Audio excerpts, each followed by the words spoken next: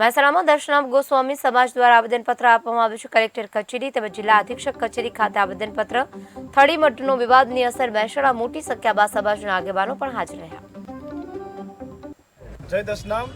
આજે આવેદનપત્ર એ માટે અમે કલેક્ટર ઓફિસ તથા આખા ગુજરાતની અંદર જિલ્લા તાલુકાની અંદર દરેક આપણા ગોસ્વામી સમાજે આવેદનપત્ર એ માટે આપ્યું કે અમારા ગોસ્વામી સમાજને આજે અમુક જે ના બોલી શકાય એવી ગાળોથી ગોસ્વામી સમાજને તુચ્છકાર્યા છે. એના માટે અમે કલેક્ટર સાહેબને અને મામલતદાર સાહેબને દરેક તાલુકા વાઇઝ અમે ગોસ્વામી સમાજે બધાએ આવેદનપત્ર આપ્યું. સમાજ થડી મઠ જાગીર એના માટે જ્યારે મંત મહારાજ દેવ થઈ ગયા એના લીધે અમે સમાજના લોકો અને સેવકો જે પૂજ્ય બાપુની મરણ તિથિ હતી અને ત્યારે એ લોકોએ દાબ ધમકી આલી અને પૂજ્ય બાપુની સમાધિની કોઈ શોભાયાત્રા કે કંઈ કાઢ્યું ને તાત્કાલિક સમાધિ આપી દીધી અને એના તાત્કાલિક એમને મંત નિમણૂક કરી દીધા.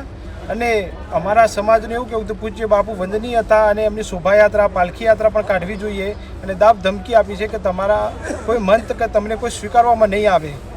એના વિરુદ્ધ અમને ઘણી સમાજને પણ ગાળો બોલવામાં શ્રી બળદેવનાથજી ગુરુ વસંતનાથજી દ્વારા દેવ દરબાર. શું માંગ રહી છે હવે તમારી? અમારી માંગ એક જ છે કે જે 18 અમારા થડી મઠના આજુબાજુના 101 ગામની એક જ માંગ છે અને ગોસ્વામી સમાજની એક જ માંગ છે કે અમે મહંત શ્રી કાર્તિકપુરીજીને મંત તરીકે નિમણૂક કરી છે. એમને મંત તરીકે